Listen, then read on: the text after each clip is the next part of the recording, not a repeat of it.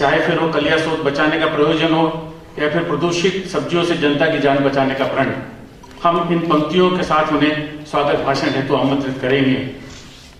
जब कोई अपने हाथ में लेकर चला कुदाल तो दुनिया को करना पड़ा उसका इस्तकबाल।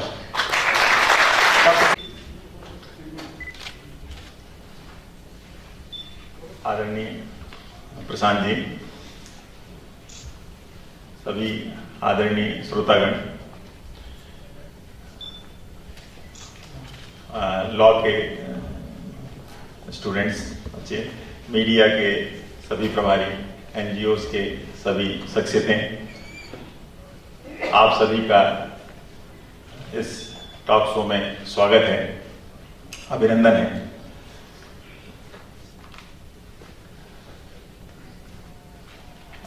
बहुत दो तीन चीजें मैं कहूँगा क्योंकि हम प्रशांत जी को सुनने के लिए यहाँ पर उपस्थित हैं।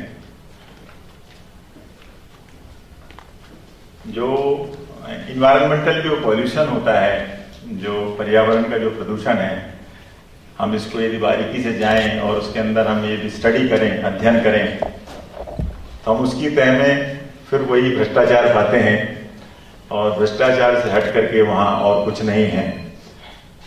सभी केस में यदि आप देखें तो यदि मध्य प्रदेश के परिवेश में बात करें तो करीब 20 साल पहले, मेरे पास सरकारी आंकड़े हैं, 20 साल पहले लेक कंजर्वेशन अथॉरिटी ने एक डाटा दिया है। उसमें कहा उन्होंने कि यहाँ 2400 झीलें मध्य प्रदेश में थी जिनका पानी पीने योग्य था। उसको बोलते हैं ए ग्रेड का पानी।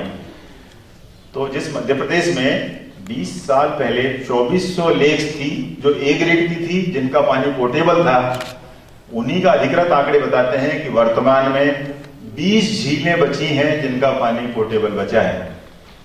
आप इसको सोच करके चक्कर में पड़ जाएंगे, करिए तो 1% पानी भी नहीं बचा है पोर्टेबल। इसका केवल एक मीनिंग नहीं है, ये तो मीनिंग एक इन्वायरमेंटलिस्ट के लिए हुआ या फिर सामान्य ज्ञान के लिए हुआ, करे नहीं झील बचाना चाहिए, तालाब बचने चाहिए। उसका एक दूसरा मतलब हो गया कि इन झीलों को पॉल्यूट किया जा रहा है, उसके कारण ग्राउंड वाटर खराब हो गया है। और जब पूरा ग्राउंड वाटर खराब हो जाएगा तो हम कहीं का भी बोरिंग निकालें, कोई भी पानी आप निकालें, वो सब पानी पॉल्यूटेड है। आपको बड़ा आश्चर्य होगा कि यहाँ पर जो ड्रिंकिंग वाटर बॉडीज हैं, उन ड्रिंकिंग वाटर बॉडीज में जहाँ पर जो डंपिंग साइट है, उनके नीचे के 200 फीट के गहरे जो बोर हैं, उन बोर का पानी का मैंने सैंपल कराया और उनमें हैवी मेटल कंटामिनेशन मिल रहे हैं। केवल कोलीफॉर्म मिले तो अपने को लगता है बैक्टीरियोलॉजिकल इम्प्योरिटीज है जो बहुत नुकसानदायक है, वो तो मिल ही रही है और उनकी मात्रा 2400 गुना ज्यादा मिली है ड्रिंकिंग वाटर बॉडीज में। ज्यादा दिक्कत यह है कि उन ड्रिंकिंग वाटर बॉडीज में हैवी मेटल मिले हैं, लेड, आयरन जैसे कंटेमिनेंट्स मिले हैं जो कि कार्सिनोजेनिक होते हैं, जिनसे कैंसर होता है। दुर्भाग्य यह है कि हम लोगों को ये नहीं पता चलता कि जो पानी पड़ा है उसमें पॉल्यूशन कहाँ दिख रहा है, क्योंकि आम आदमी की नजरों में उसमें पॉल्यूटेंट समझ में नहीं आता जब तक कि हम उसकी टेस्ट ना कराएं और वो टेस्ट किसी सरकारी लैब में ना हो। यदि आप किसी इंडिपेंडेंट लैब में कराएं तब जाके पता चलता है कि भूजल कितना खराब हो गया है। यदि दूसरा एस्पेक्ट देखें तो वो और ज्यादा गड़बड़ होता है। जो नदियां थी उन नदियों की हालत बहुत खराब है। केंद्र सरकार ने एक बहुत अच्छी प्लानिंग शुरू की थी। उन्होंने कहा कि गंगा को बचाओ अभियान हम शुरू करेंगे। अब गंगा की ट्रिब्यूटरीज 2400 ट्रिब्यूटरीज हैं गंगा की। अब 2400 ट्रिब्यूटरीज में 10-15 ट्रिब्यूटरी हमारे पास भी हैं, मध्य प्रदेश में भी हैं। अब मध्य प्रदेश की जो ट्रिब्यूटरीज हैं, अधिकांश ट्रिब्यूटरीज के पास में अनफॉर्चुनेटली इन्होंने इंडस्ट्रियल साइट डाल दी है, चाहे वो पीथमपुर की साइट इंदौर की हो या फिर भोपाल की जो है वो मंडीदीप की साइट हो या मालनपुर की साइट ग्वालियर की हो।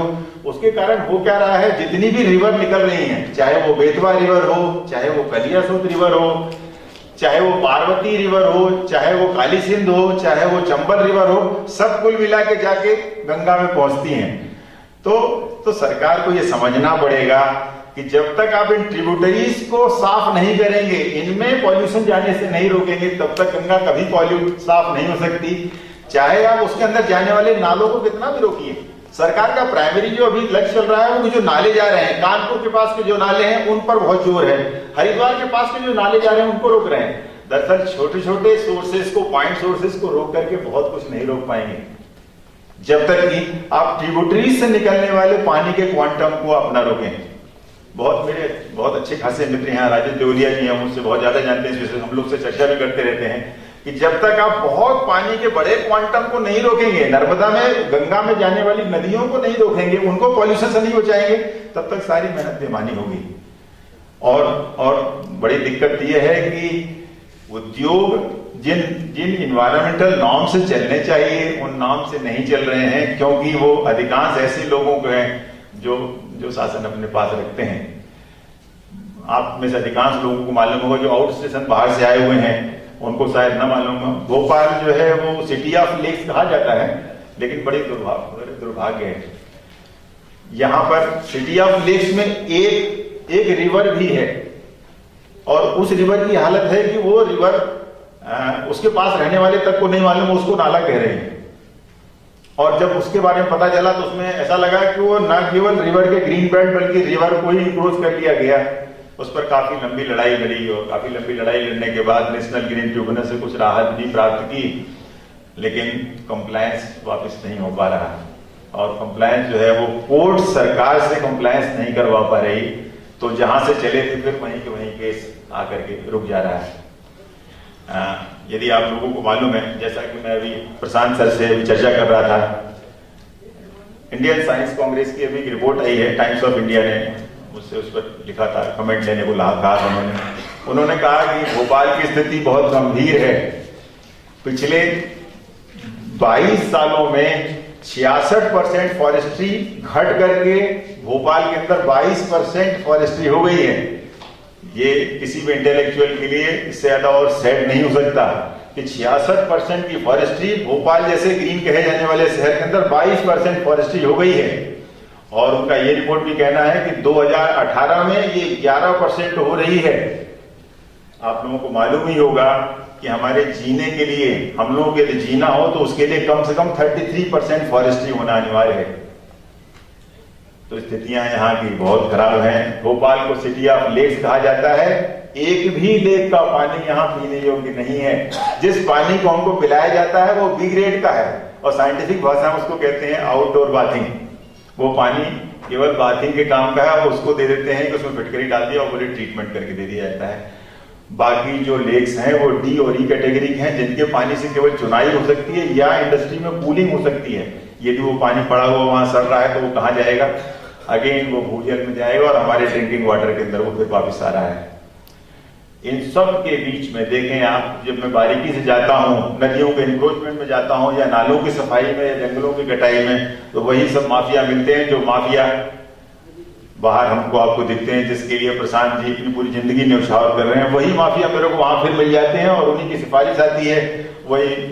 वही जो प्रशांत जी के साथ होता है कि मेरे लिए लाइफ थ्रेटनिंग खड़ी कर देते हैं, फिर मारने की धमकी है, फिर इसकी धमकी है, पैसे की घुसखोरी है, कितना पैसा ले लो, लालच देने की बात है। मेरा आपसे बड़ा विनम्र अनुरोध है कि मेरे इस तथ्य को जरूर नजर रखिए। इन्वायरमेंटल पॉल्यूशन कोई अलग से चीज नहीं है, वो तो भ्रष्टाचार ही है। और इन्वायरमेंटल पॉल्यूशन को बचा करके आप दो काम करेंगे, एक तो देश के विकास में सहयोग करेंगे क्योंकि भ्रष्टाचारी को रोकेंगे, और दूसरा अपनी सेहत को आप भविष्य के लिए कुछ सेव रखेंगे।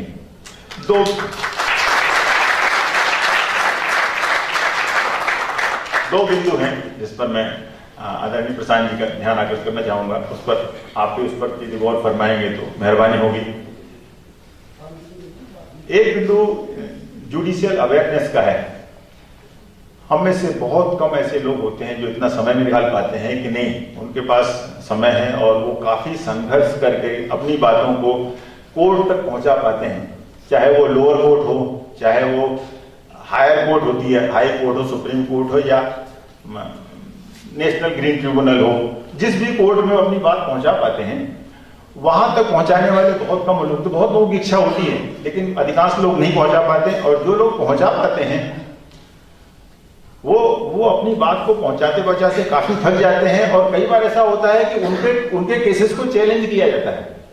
अब उनकी इतनी हिम्मत नहीं होती कि वो अपने केस के बाद जो है, जो अपीलेट कोर्ट होती है, हाई कोर्ट या सुप्रीम कोर्ट, वहां तक वो हिम्मत काम करे, क्योंकि तब तक तो इतनी थ्रेटनिंग झेल चुके होते हैं, इतने ज्यादा थ्रेट किए जा चुके रहते हैं, इतने ज्यादा डराए जा चुके होते हैं, उसके बाद उनकी हिम्मत जवाब दे देती कि स्पोर्ट्स से हो गया तो हो गया और नहीं हुआ तो अब छोड़ो। यदि प्रशांत जी इसका कोई हल कर दें, ऐसा कोई फोरम का निर्माण कर दें, ऐसा कोई अपनी मेहरबानी कर दें कि उन सब के लिए, भारतवर्ष में रहने वाले किसी के लिए भी, कि आप, यदि आपका केस जेन्युइन है, आपका केस प्योर सोशल यदि एक्टिविज्म का कार्य है, उससे यदि पब्लिक एट लार्ज का फायदा होता है, तो आप अपने केस को शुरू करिए, और यदि उसको वहां तक मुकम्मल यदि सुप्रीम कोर्ट तक ले आना पड़ेगा, तो हम, ये हमारा पूरा ऑर्गेनाइजेशन आपके साथ है। तो इस देश की बहुत बड़ी, इस समाज की बहुत बड़ी सेवा होगी। दूसरा एक छोटा सा बात और है, अधिकांश केस में हमको रोज ये 2-4 होना पड़ता है, इन सब चीजों से 2-4 रोज होना पड़ता है। हम लोग काफी लंबी 2-2, 3-3 साल, 4-4 साल सुप्रीम कोर्ट, हाई कोर्ट में तो और ज्यादा लगता होगा, मेरे को तो नेशनल ग्रीन ट्रिब्यूनल का ही ज्यादा अनुभव है। 3-3, 4-4 साल की बिल्कुल आमने सामने के हेड ऑन लड़ाई लड़ने के बाद हम किसी केस को लड़ते हैं, केस को बाहर निकाल पाते हैं, अपने फेवर में, जनता के फेवर में सोशल एक्टिविज्म को कर पाते हैं। लेकिन वहां जाकर के फिर वो कंप्लायंस पर बात अटक जाती है। कोर्ट का आदेश इस तरफ है और कंप्लायंस उस तरफ है, कोर्ट उनसे कंप्लायंस नहीं करा पाती। आपको आश्चर्य हो गया, 2013 में नेशनल ग्रीन ट्रिब्यूनल का निर्माण हुआ। हर केस में, जितने केस है सभी केस में नॉन कंप्लायंस चल रहा है। कोर्ट किसी भी सरकारी एजेंसी को कभी पेनलाइज नहीं कर पा रही है कि आपको पनिशमेंट दें कि आप उसको कंप्लायंस कर दीजिए। तो कोई ऐसा माकूल हल मिले जिससे हम अपने द्वारा किए गए कार्यों को, जिसको हमने वहां तक पहुंचाया है, उसका मुकम्मल क्रियान्वयन हो सके। उसके लिए हम क्या करें, हम लोग कौन सा ऐसी डिवाइस हो, क्योंकि प्रशांत जी जहां बैठे हैं वहां ये सब चिंतन की बहुत जरूरत है। वो जरूर यदि कुछ हमें सजेस्ट करें अपने जो हम लोगों को मार्गदर्शन के रूप में, कि हम क्या करें कि वो कंप्लायंस के लिए हम उनको कंपेल करें। कंटेम्प्ट ऑफ कोर्ट लगा दीजिए, उसके बाद भी कोर्ट ही यदि कंटेम्प्ट नहीं लेना चाहती तो हमारे लगाने भर से कैसे लेगी। हम कितना भी लगाएं कंटेम्प्ट ऑफ कोर्ट, कोर्ट की मंशा यदि नहीं होती, हम कैसे उसको कंपेल कर दें कि वो कंप्लायंस हो सके। तो हमारी जो मेहनत है किसी भी नदी को बचाने में, या किसी वाटर बॉडी बचाने में, या फॉरेस्ट्री को बचाने में, वो सार्थक कुछ रूप ले सके, किसी सार्थक आयाम को ले सके, कोई ऐसा रूप तो लगे कि हाँ हमने जो प्रयास किया है वो सफल है। आप लोग आए, आप लोगों ने समय दिया, मैं आप सबका व्यक्तिगत रूप से ऋणी हूँ, आभारी हूँ। Thank you very much.